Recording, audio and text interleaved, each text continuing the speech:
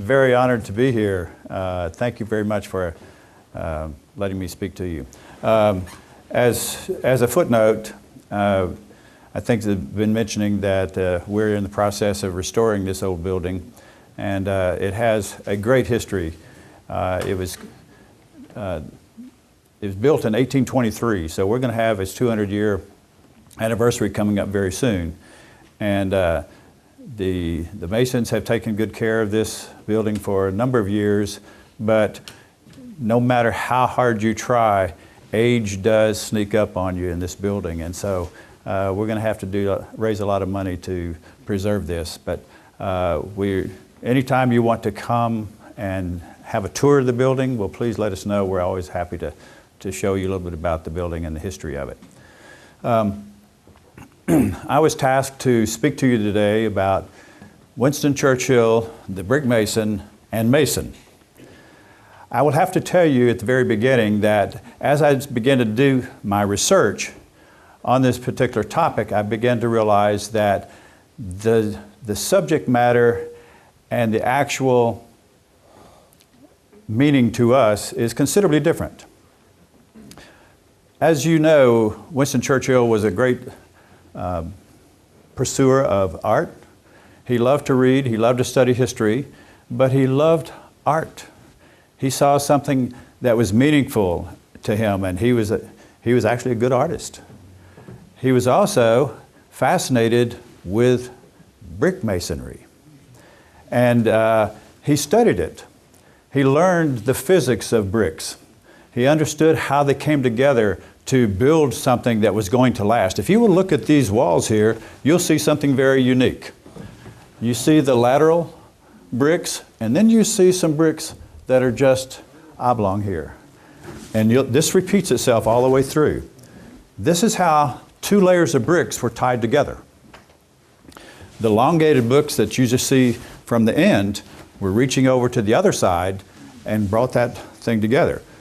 This was things that he was fascinated with because he understood through the process how strength is built within the walls. He understood, for instance, over the lintels of windows, you can't see it on this side. On the outside, you can see some of them. There was something called soldiering, where you take bricks and you stack them lengthwise. Not like this, but like this.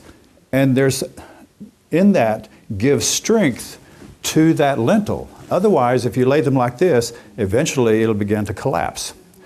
He was fascinated with that, and how the different maneuvers of laying brick actually not only gave something aesthetically to the wall or the stonework that he was working on, but it also gave strength and transferred energy, not downward, but outward.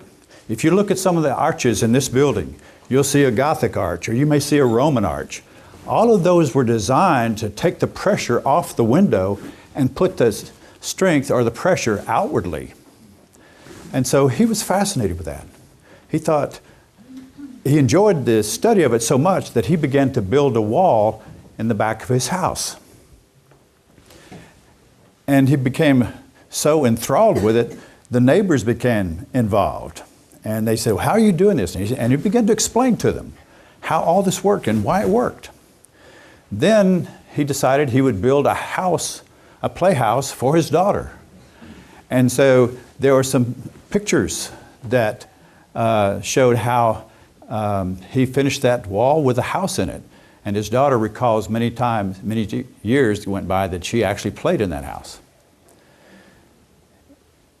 People knew about Winston Churchill's interest in brick masonry, and so some of his friends actually got him to be a member of the Bricklayers Union. Only to find out that not everyone was happy with that, because that was not a vocation. And so he was summarily ousted from the union because he was not a vocational brick mason. Put that on the sidebar a little bit. He was also a Mason, one of the oldest fraternities in the world. His grandfather and his father were both Masons.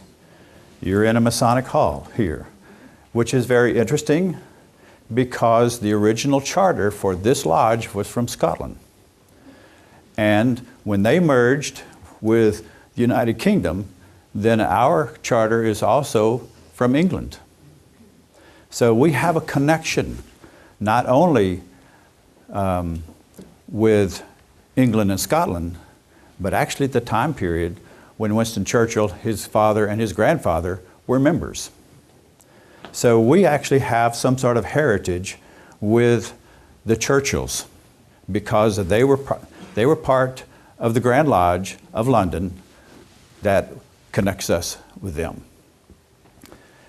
Nevertheless, in his early 20s, he became a Mason. But he was not really enthralled with it as were his grandfather and his father. In fact, history notes the fact that he was really not an active member. Active being translated as he was not interested in becoming an officer and rising to be the master of the lodge. But he did observe a lot of things. In Masonry, basically what they try to do is teach moral virtues by allegory and symbols. The exoterica of those symbols is sort of like reaching real deep into the well to find out the meanings of the symbols and the signs and the numbers and come back and see how they fit with the morals of the world. He really enjoyed that because for that he learned how to really exegete all the lessons he had learned and how they are practical. And so even though he was not active, he gained a lot for being a Mason. One of the things he realized as being a Mason was the power of fraternity. One of the things he learned about brick masonry was the power of strength in an organized fashion. So that's about all I know about Winston Churchill, the brick mason, and the Mason. There's not a whole lot of history about that. So you say, well, your speech is real short.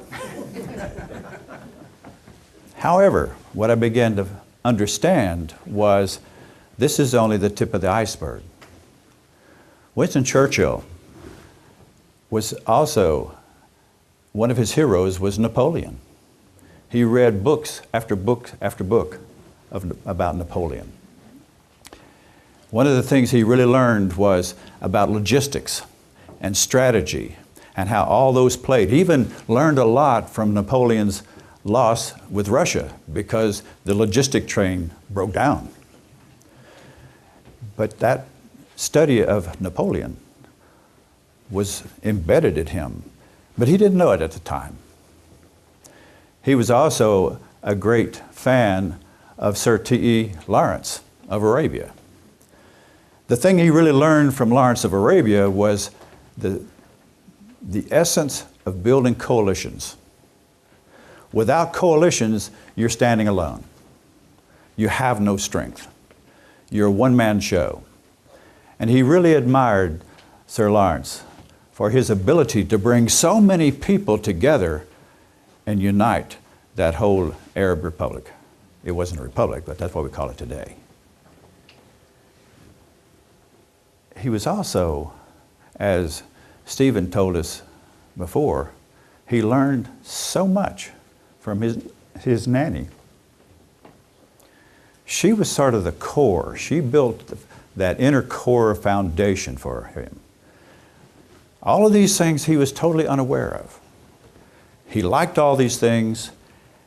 They meant something to him, but he really didn't understand the pieces, as do most of us not understand all the pieces that fit into our lives. Now put that on the shelf for a moment, and I'm going to step aside over here and tell you another story. In early 2000, I'll say 8, ABC News had the habit of once a week they would say, and the person of the week is, and they'd tell a little biography about somebody. On this particular event, they mentioned, and the person of the week is Norman Borlaug, who invented or developed hybridized wheat and corn. And because of that, he was able to take dust bowls in Africa and Ukraine and South and Central America and Africa, turn those dust bowls into gardens. And as a result, he was saving the lives of about 2 billion people. And for that, he was recognized as the person of the week. Sort of anticlimactic. But was it really Norman Borlaug who saved 2 billion people? The vice president under FDR, one of his vice presidents, was Henry Wallace, who had been the former Secretary of Agriculture under FDR. And while he was vice president, he took some of the lessons he learned from being the Secretary of Agriculture, and he developed a center for botanical studies in hopes that they could build or hybridize corn, wheat, and other things. And he assigned Norman Borlaug to run that. So perhaps we should say that it was Henry Wallace who actually saved 2 billion people. Or maybe it was George Washington Carver who saved 2 billion people. Because when George Washington Carver was going to Iowa University, one of the professors had a 6-year-old boy. Now, George Washington Carver on weekends would go on these botanical expeditions and go out and study plants and how they meant and made a difference in humanity. And so he took this 6-year-old boy with him and helped instill him with the values of plants and how they can help humanity. That little boy's name was Henry Wallace. So perhaps it was George Washington Carver who saved 2 billion people. But maybe it was Moses and Susan Carver that saved the 2 billion people. You see, Moses and Susan were sort of farmers in Missouri. It was a slave state, but they didn't believe in slavery. And they had a young woman who was not only an employee for them, but was a real friend. Her name was Mary Washington. Well, in that period of time, right after or during the latter part of the Civil War, Quantrill's raiders were going around and terrorizing people who did not support slavery. So they came riding into town, burned Moses and Susan's barn down, and dragged Mary and her infant son away. Well, Susan was so distraught by seeing her friend dragged away into the darkness with her clinging to her infant son, that she began to write her neighbors and all, trying to find out where these bandits had gone. And they finally located them in Kansas. Moses got on the only horse he had and rode out to find those Quantrill raiders. He found them, and he wanted Mary and the child back. And the raiders said, "Give us your horse and you can have them." So the exchange was made, and they threw a burlap sack at Moses, and he caught it. And he looked inside, and there was a half-starved naked baby. He soon realized that Mary was probably dead. It was wintertime, so he took that young baby and put it inside his clothing and let his own body warm that child. And he walked the entire distance back to home. Moses and Susan vowed in honor of Mary that they would make sure that young George got an education. And they gave him their name, George Washington Carver. So maybe it was Moses and Susan who actually saved 2 billion people. What you've just heard is what now is called the butterfly effect. In 1964, Edward Lorenz came up with this theory that a butterfly flapping its wings would move particles of air, and then it would be transferred to other people, and it actually sum up and create a hurricane. He was hysterically laughed out of the room by his peers. Some 40 years later, however, when they began to look at quantum mechanics, they began to find out it's true. In fact, the very words we speak can affect the universe. There's that much power in everything, every motion, every word that is uttered. We have tremendous power. Now, go back in time. Or, if it were not for Mary Edwards, the Allies would not have won the war. If it were not for Napoleon, the industrial world as we know it today would not exist. If it weren't for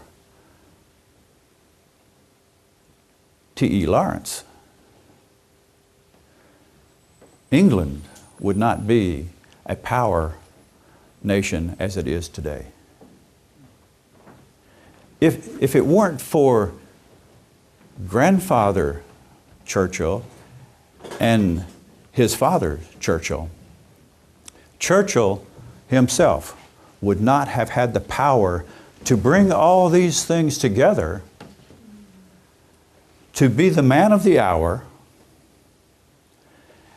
and win the war. Because you see, each one of those people had a butterfly effect. His study of brick masonry had an impact, although that's an inanimate object. His understanding of how fraternities come together and bind strength in the public. Even his mother taught him how social you must become in order to inspire and uplift people to endure great hardships. So who really won the war? This story is about the butterfly effect. But let me tell you another story.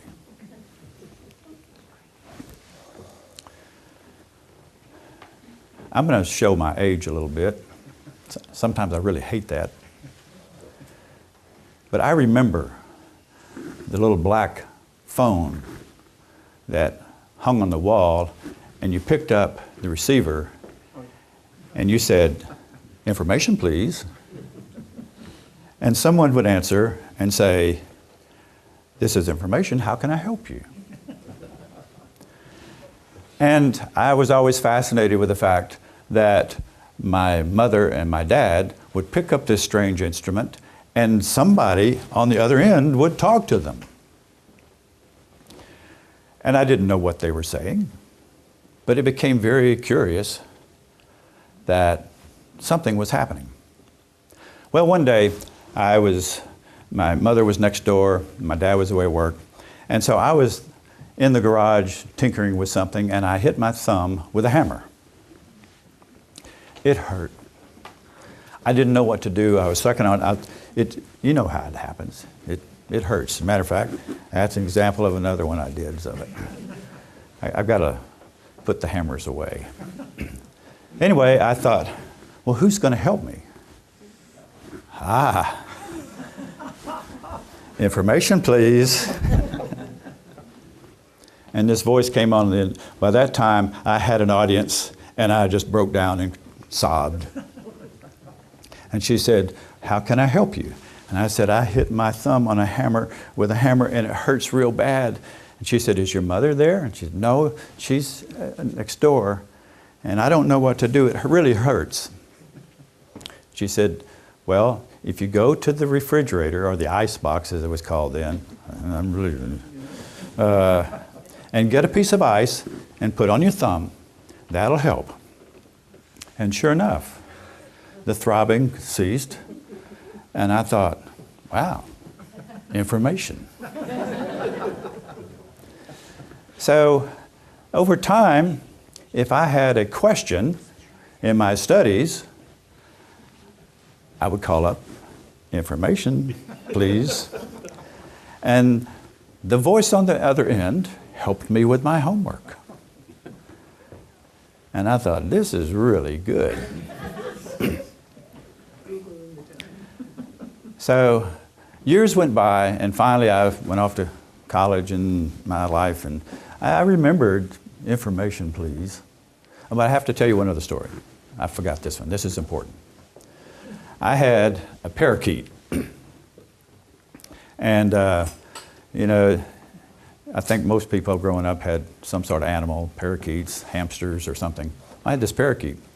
And I loved listening to it chirp and sing and, taking it out and play with it and all this sort of thing. Well, one day it died, and I was very distraught. And so information, please.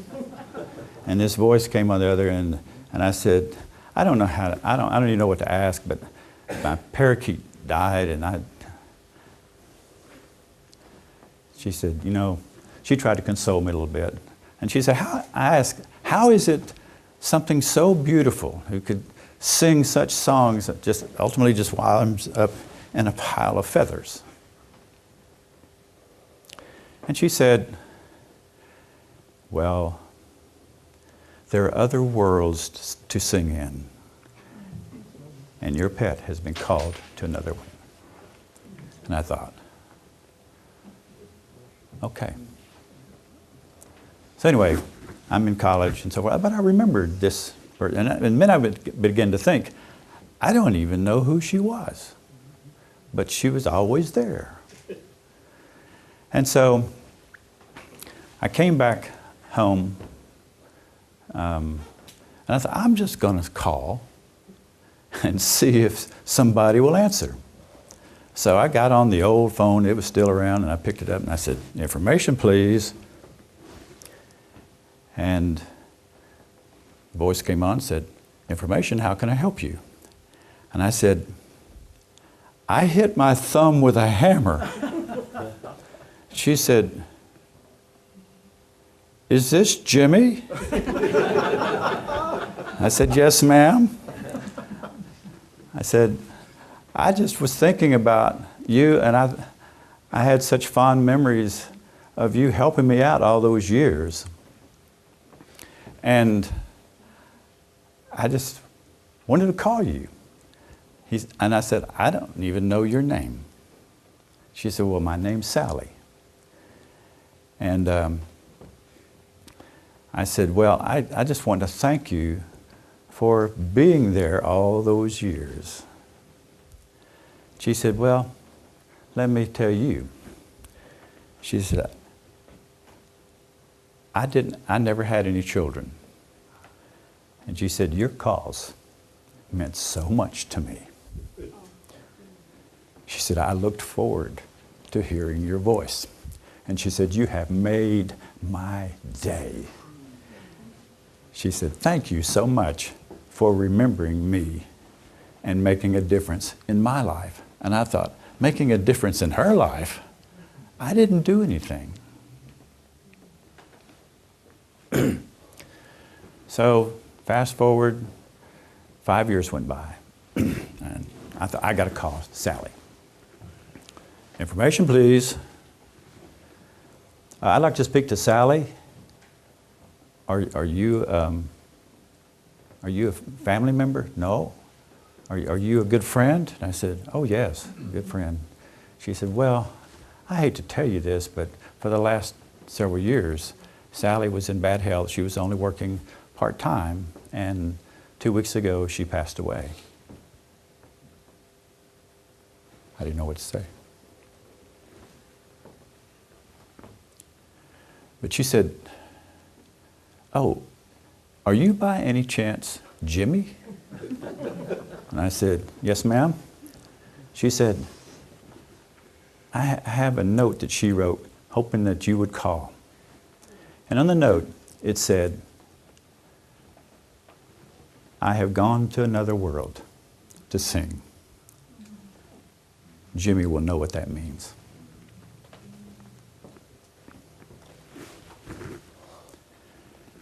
The butterfly effect is so powerful. Just like all those bits and pieces that came together for Winston Churchill,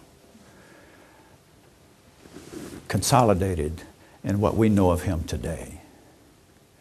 Every one of us in this room makes a difference in somebody's life. When I was in command in the Air Force, I was directly responsible for 450 people. I was indirectly responsible for almost 1,500 people because I was the Surgeon General, and their health and welfare was my responsibility. I thought I was just doing the best job I knew how to do.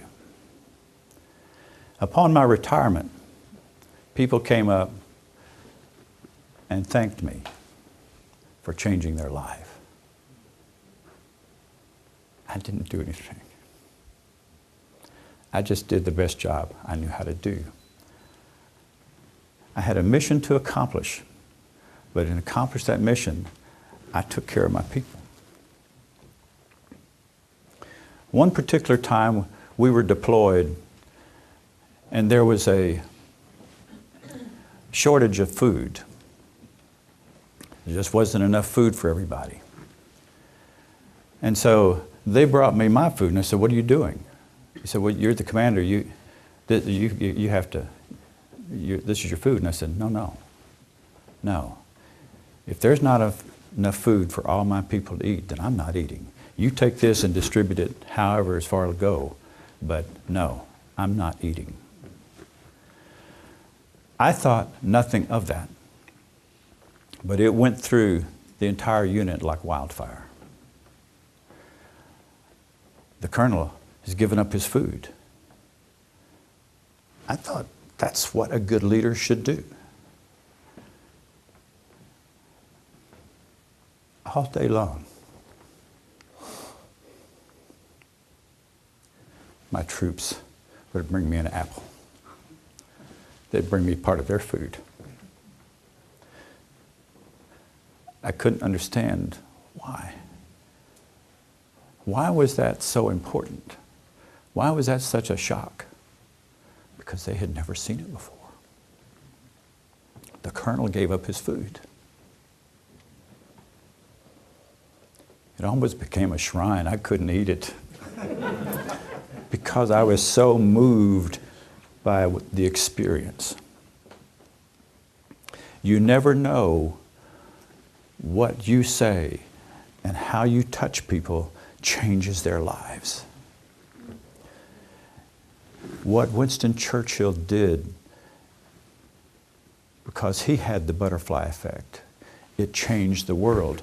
You do not know, I do not know, how many people are watching us and how we are touching their lives and making a positive difference. That's what this story is about.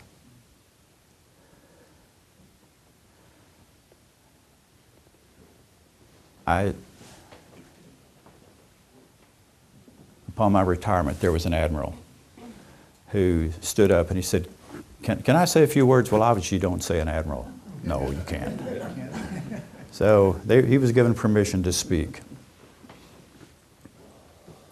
I had never discussed religion with him. I had never, in fact, it was sort of verboten, as Stephen was telling us earlier. There's some things that you don't want to offend anybody, so you can't really openly share your religious beliefs. There's ways to get around it, but you can't say that. I never said anything to him about my religion. But he got up and he said, I'm a Notre Dame alum.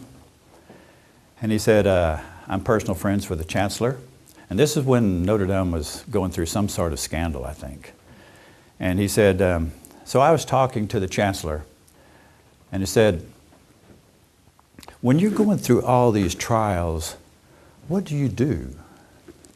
And he said, I pray, come Holy Spirit.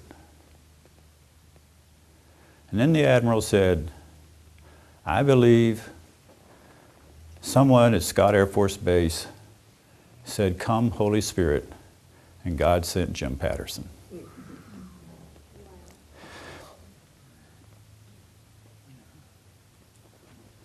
I don't know why he said that. But I didn't even know he was looking. I say all that to say, everyone in this room is touching somebody. Somebody is watching you. They're listening to what you have to say. And you are affecting somebody else in a magnificent way. And that was to be a message Winston Churchill would love for you to hear. Continue to carry on. Make a difference. Notice there are other people around that need something. I was in church one morning in the lobby, and I'd seen this woman before, but I didn't know who she was. But on this particular day, she looked like she had that 1,000-yard stare. I don't know what prompted me, but I walked up to her and I said, I've seen you around here, but you probably don't know my name, but you just look like you need a hug. And I put my arms around her, and she began to sob. And the sobbing turned into wails. And I'm sitting there thinking, I don't know what's going on here, but something's going on. And she clung to me. And finally she said, I'm sorry, I have to go. And she ran out. And I thought, what just happened? And so I said a 2-word prayer, God help her. Actually, that's 3 words, isn't it? Well, about 6 weeks later, same lobby, this woman comes running up to me, a big smile on her face, and she said, I have to apologize to you. She said, I am so sorry. I ran out from you, and, you know, I'm sure you thought I was crazy. And I said, no problem. She said, but I have to tell you. She said, I was going through a very dark time in my life, and I felt like nobody cared whether I lived or died. And I had been coming to church here hoping that someone would see me, that someone would speak to me, someone would say something encouraging to me. And she said, I got to the point that I was about ready to give up.